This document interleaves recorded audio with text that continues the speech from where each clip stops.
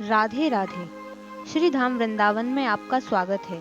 आज की वीडियो में हम आपको वृंदावन की परिक्रमा और उसके महत्व के बारे में बताने जा रहे हैं और साथ ही उन प्रमुख मंदिरों के बारे में भी बताएंगे जो आपको परिक्रमा के रास्ते में देखने को मिलेंगे। तो सबसे पहले परिक्रमा की शुरुआत करते ही कुछ दूरी पर हम पहुंचे बाबा नीम करौरी आश्रम, जो कि हनुमान जी का मंदिर है। उससे आगे कुछ दूरी पर हम पहुंचे गोरेदाव जी चौराहा, जहां गोरेदाव जी का मंदिर है, जिनके हम आपको नजदीक से दर्शन कराते हैं। और अब चलते हैं आगे की ओर। वैसे तो आप परिक्रमा कभी भी दे सकते हैं, लेकिन वृंदावन में मुख्यतः एकादशी, अमावस्या और पूर्णमासी वाले दिन परिक्रमा का अत्यधिक महत्व है। उन दिनों में आपको वृंदावन के परिक्रमा मार्ग में भक्तों की भारी भीड़ देखने को मिलेगी। आगे की ओर बढ़ते हुए हम पहुंचे मथुरा वृंदावन मार्ग पर, जिसको स्थानीय लोग अटला चुंगी के नाम से भी जानते हैं। और यहाँ पर है श्री अटल गिरिराज जी महाराज का मंदिर, जिनकी परिक्रमा किए बिना वृंदावन की परिक्रमा अधूरी है। आगे का मार्ग आपको लक्ष्मी रमण आचार्य मार्ग से यानी कि अटला चुंगी से होकर तय करना है। और ये है मथुरा वृंदावन मार्ग का चौराहा, जहां आप देख सकते हैं मथुरा 10 किलोमीटर लिखा हुआ है। अब चलते हैं आगे की ओर। वैसे तो मुख्यतः परिक्रमा का महत्व एकादशी वाले दिन बताया गया है, जिनमें से कुछ के नाम हैं शर्तिला एकादशी, रंगभरनी एकादशी, निर्जला एकादशी, देवशयनी एकादशी, पवित्रा एकादशी, देव उठनी एकादशी, सफला एकादशी और मोक्षदा एकादशी। इन प्रमुख एकादशियों के दिन परिक्रमा का बहुत महत्व माना जाता है। परिक्रमा के रास्ते में आपको श्री कृष्ण के अलग अलग अवतार और उनकी अलग अलग लीलाओं का बहुत ही सुंदर चित्रण देखने को मिलेगा। कहा जाता है ब्रजमंडल अर्थात वृंदावन की परिक्रमा करने से पृथ्वी के सभी तीर्थ स्थलों की परिक्रमा का फल प्राप्त होता है। वैसे तो परिक्रमा के आरंभ और अंत का कोई विशिष्ट स्थान नहीं है, परंतु आप जहां से भी परिक्रमा करना आरंभ करते हैं, अगर वही खत्म करें तभी आपकी यात्रा पूरी मानी जाती है। सामान्यतः लोग इस्कॉन मंदिर को परिक्रमा का आरंभ स्थल मानकर यात्रा आरंभ करते हैं। वृंदावन की परिक्रमा की लंबाई 10 किलोमीटर है। आगे की ओर बढ़ते हुए हम पहुंचे मिथिला कुंज।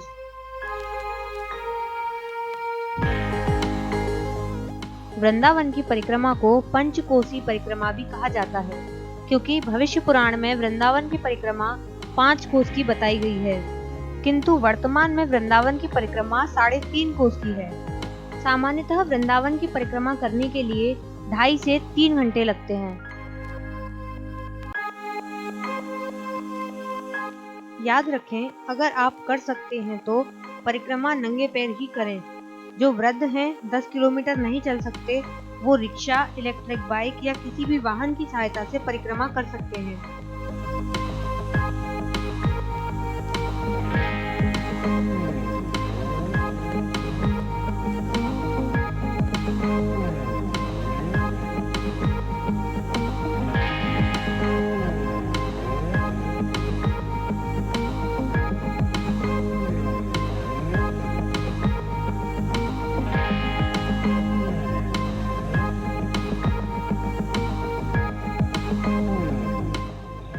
आगे की ओर चलते हुए हम पहुंचे रेलवे लाइन पर, जहां सिंगल कोच वाली ट्रेन चलती है जो वृंदावन से मथुरा तक जाती है। परिक्रमा की पूरी जानकारी के लिए वीडियो को अंत तक जरूर देखें।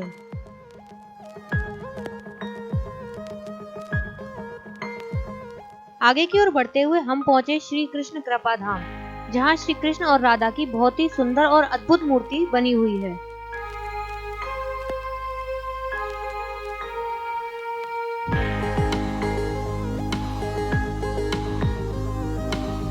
परिक्रमा के रास्ते में आपको अलग अलग दुकानें भी देखने को मिलेंगी, जिनमें मुख्यतः आपको श्री कृष्ण की पोशाक और उनकी साजो श्रृंगार की दुकानें सबसे ज्यादा मिलेंगी। आगे की ओर बढ़ते हुए हम पहुंचे श्री राधा किशोरी भक्ति सेवा धाम, जिससे आगे कुछ ही दूरी पर मौजूद है गौरी गोपाल आश्रम।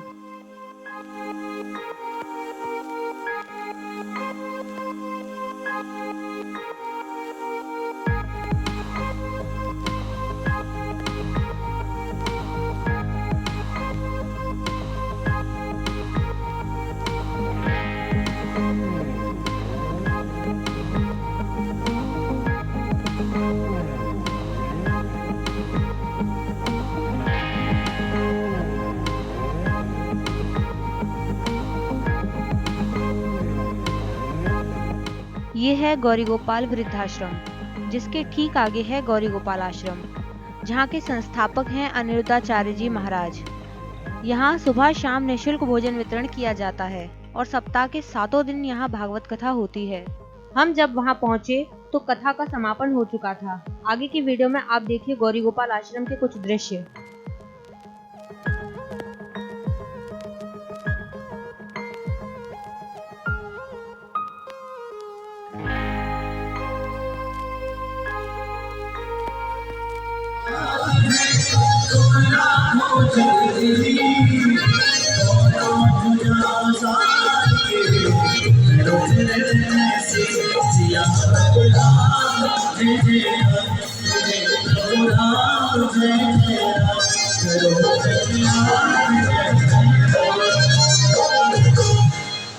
सभी भक्तों से निवेदन है, जिनको भी महाराष्ट्र से मिलना है, आप लोग गौरी गोपाल हॉल पर आप पहुंचे। महाराष्ट्र से आप सभी की वहीं भीड़ होगी। सामने वाले गेट से जाकर गौरी गोपाल हॉल पर पहुंचे, महाराष्ट्र से वहीं भीड़ होगी। आज प्रश्नोत्तरी नहीं होगी, कल होगी प्रश्नोत्तरी। आप कल की प्रश्नोत्तरी पर भाग लें। राधे राधे। जिनको महाराष्ट्र से मिलना है आप हॉल पर जाए, गौरी गोपाल हॉल पर महाराष्ट्र से वहीं भीड़ होगी। राधे राधे।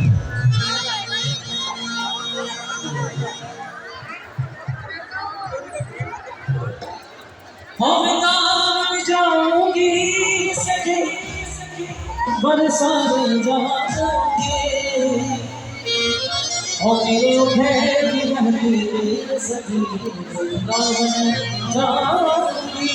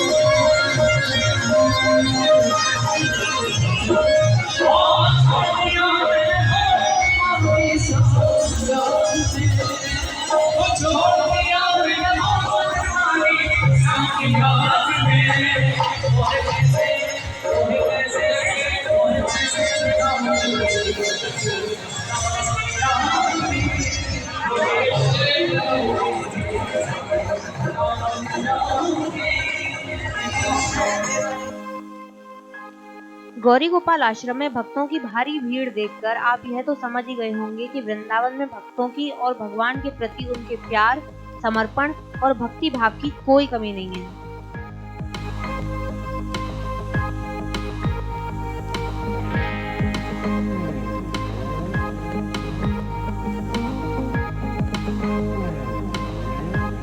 जब भी आप कभी वृंदावन पधारें और परिक्रमा जाने के इच्छुक हों, तो मेरा आपको सुझाव है कि आप शाम के समय परिक्रमा करें, जिससे शाम के वक्त हर जगह आपको जगमगाती हुई रोशनी और वृंदावन की खूबसूरती देखने को मिलेगी और साथ ही साथ बहुत से मंदिरों में संध्या आरती भी देखने को मिलेगी। आगे की ओर बढ़ते हुए हम पहुंचे श्री राधा माधव मंदिर, जहां श्री राधा और कृष्ण की प्रतिमा है।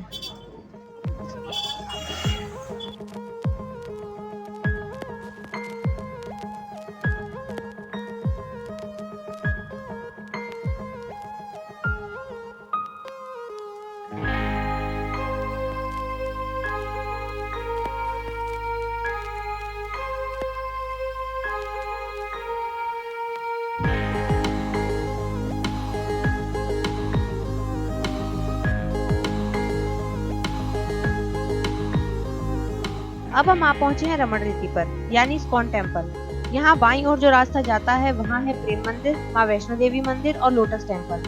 वहीं दाईं ओर जो रास्ता जाता है वहाँ कुछ दूरी पर है इस्कॉन टेम्पल। और उसके आगे का रास्ता जाता है बिहारी जी की ओर, मगर हम जाएंगे सीधे क्योंकि परिक्रमा का आगे का रास्ता वहीं से है।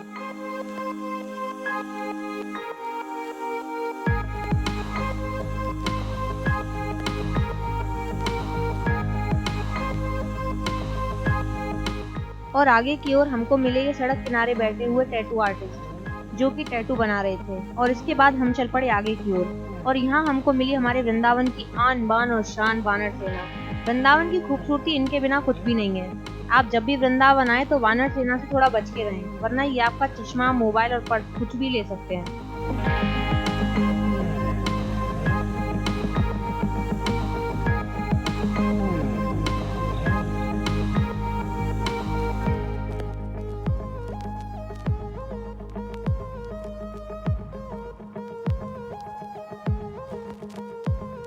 परिक्रमा के रास्ते में आपको बहुत से छोटे छोटे मंदिर देखने को मिलेंगे।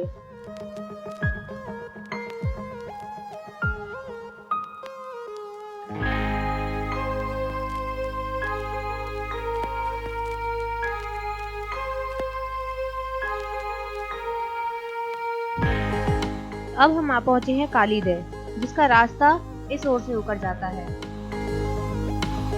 शाम के वक्त वृंदावन की खूबसूरती मंत्र मुग्ध कर देने वाली होती है। अलग अलग प्रकार की चित्रकारी, नक्काशी और उन पर जगमगाती हुई रोशनी मन मोह लेती है।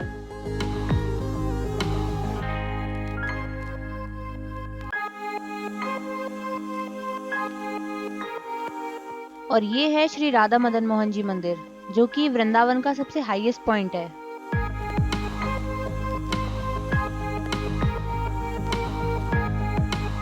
वैसे तो परिक्रमा मार्ग से बिहारी जी के लिए काफी रास्ते निकलते हैं, ये उनमें से ही एक है। और ये है बांके बिहारी जी का निकास मार्ग यानी एग्जिट पॉइंट। अब जब भी बिहारी जी दर्शन करके मंदिर से बाहर निकलेंगे तो आप इसी रास्ते पर यानी परिक्रमा मार्ग पर आएंगे।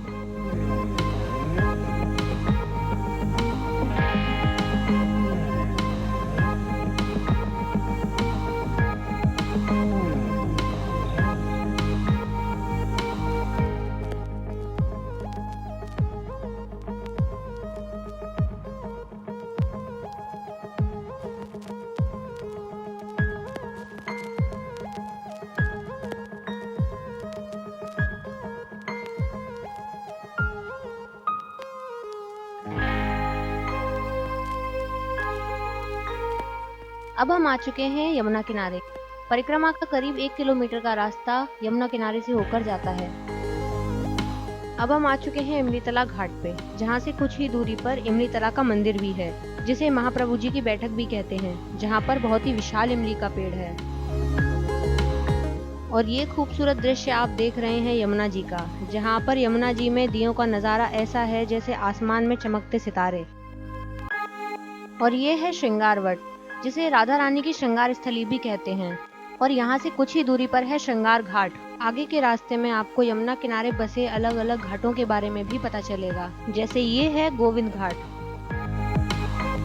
और ये है चीर घाट, जहाँ श्री कृष्ण ने गोपियों के वस्त्र हरण की लीला की थी।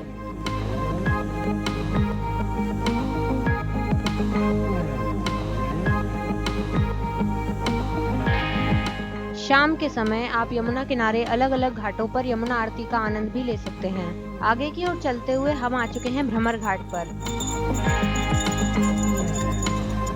आगे की ओर बढ़ते हुए हम पहुंच गए हैं वृंदावन के घाटों की कुंज गलियों में। यहाँ और दिनों के मुकाबले लोगों की भीड़ कम है, मगर एकादशी या और किसी त्योहार पर बहुत ज्यादा भीड़ होती है, जिसके कारण ये छोटा रास्ता बंद कर दिया जाता है और परिक्रमा का दूसरा रास्ता खोल दिया जाता है, जो इस रास्ते के मुकाबले थोड़ा सा लंबा है। ये रास्ता कच्चा रास्ता है और वृंदावन के स्थानीय लोग इसी कच्चे रास्ते के जरिए परिक्रमा लगाते हैं। अगर आप किसी वाहन या रिक्शा की मदद से परिक्रमा लगाते हैं तो आपको दूसरे रास्ते यानी सड़क वाले रास्ते से होकर परिक्रमा करनी होगी। दोनों ही रास्तों में ज्यादा अंतर नहीं है, बस ये थोड़ा छोटा रास्ता है यानी शॉर्टकट है और दूसरा थोड़ा लंबा है।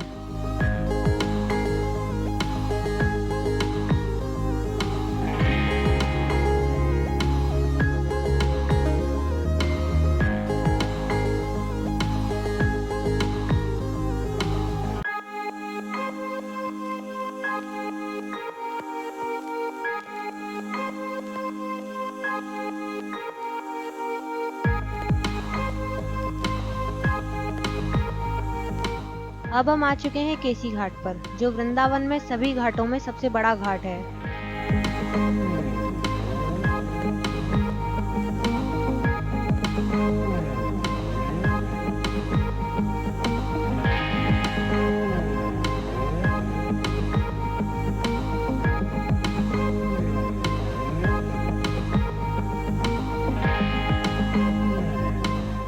और यहाँ आप देख सकते हैं केसी घाट की यमुना आरती। यहाँ रोज बड़ी संख्या में लोग यमुना आरती के लिए एकत्रित होते हैं।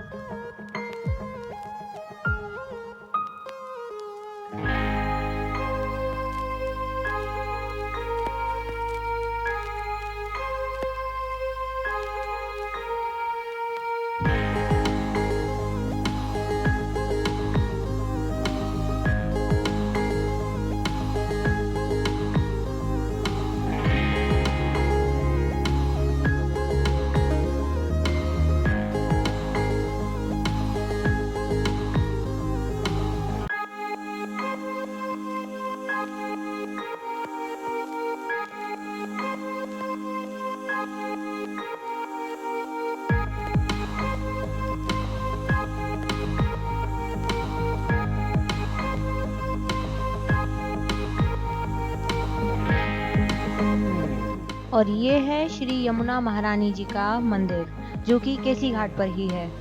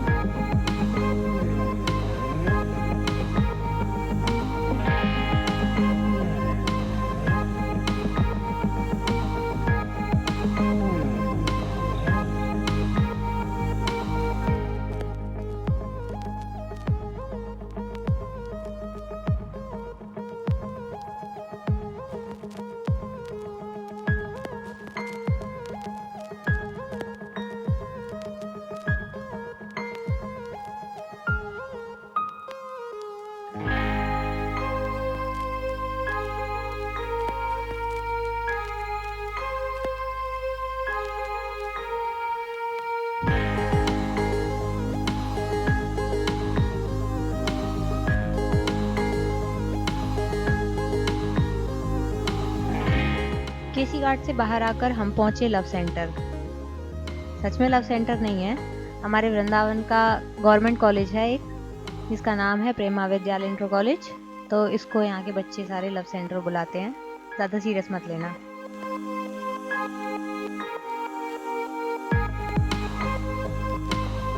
केसी घाट से बाहर आकर आपको बहुत सी दुकानें मिलेंगी, चाय, नाश्ता, कोल्ड ड्रिंक, इन सब की। अगर आप परिक्रमा देते हुए थक जाएं तो आप यहाँ पर बैठ के अपनी पेट पूजा कर सकते हैं। वैसे तो परिक्रमा मार्ग में हर जगह ही आपको दुकानें मिल जाएंगी, जहाँ से आप काफी सारे सामान खरीद सकते हैं।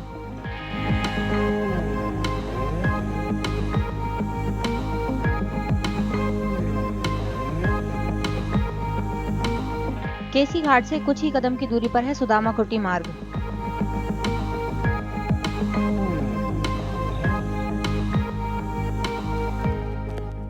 केसी घाट से आगे की ओर बढ़ते हुए हम पहुंचे हैं मोक्षधाम यानी कि शमशान घाट।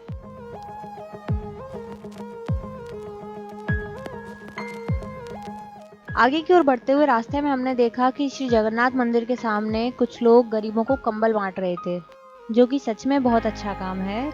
जो कर सकते हैं उनको करना भी चाहिए। और ये है श्री जगन्नाथ जी का मंदिर। परिक्रमा में काफी जगह ऐसे स्थान बने हुए हैं जहां आप बैठकर परिक्रमा के दौरान कुछ देर आराम कर सकते हैं। और ये है श्री देवरा बाबा कुंभ स्थल द्वार, और ये मार्ग श्री देवरा बाबा की समाधि स्थल की ओर जाता है। और यहीं वृंदावन कुंभ मेला का भी आयोजन हुआ था।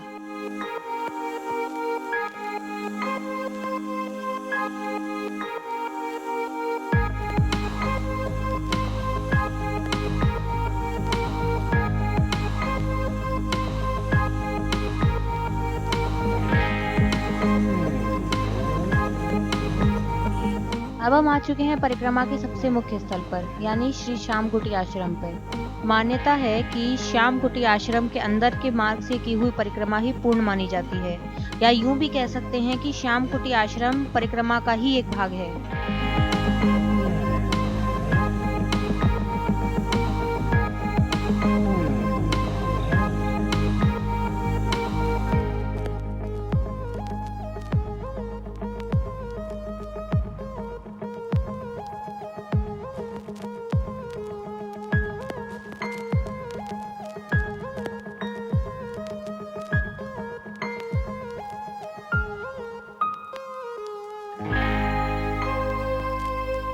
रास्ते में आगे की ओर बढ़ते हुए हमने देखा मारो वृंदावन का बैनर, जो मुझको तो बहुत पसंद आया। उसी के साथ में ये था शाहजी मंदिर का बैनर, जो कि वृंदावन का बहुत ही प्रसिद्ध मंदिर है।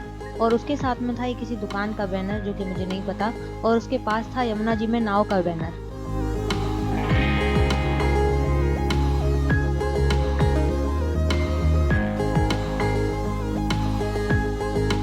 अब हम आ चुके हैं श्री शेष नारायण मंदिर पे, जो कि वृंदावन का नवनिर्मित मंदिर है।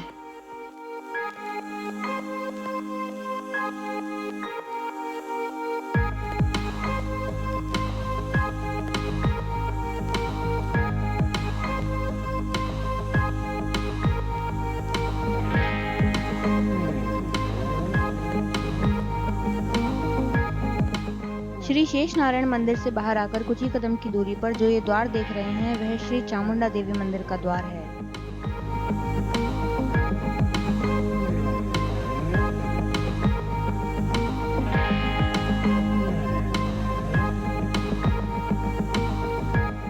और चामुंडा देवी से कुछ ही कदम की दूरी पर है कैला देवी का मंदिर। यहाँ के स्थानीय लोगों में इन दोनों मंदिरों की बहुत मान्यता है।